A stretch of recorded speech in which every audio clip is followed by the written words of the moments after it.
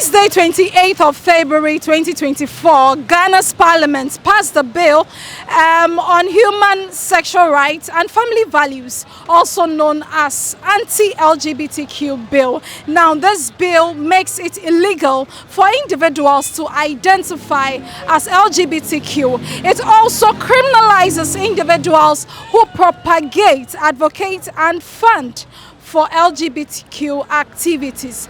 The Independent Ghana is engaging the public today to find out what the opinion is about the bill, and so don't go away. I think what the government is doing on this case is something good because it's against all the rules of the religions in Ghana. Indeed, our laws or the rules doesn't support a man to have sexual intercourse with his fellow man and a woman also. That's why God has created women and in a special way. I've not seen two male dogs having anything together. It's all the opposite. So I am for it 100%. The motto of the Ghanaian society is freedom and justice.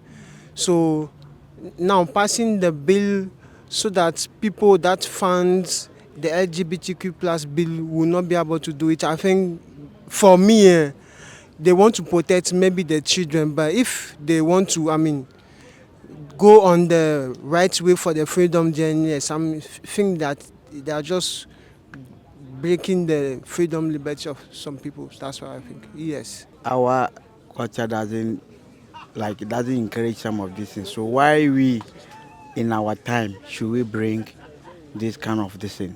So I support that kind of punishment. We Africans has been born with our own laws, and there are rules and regulations governing Africans.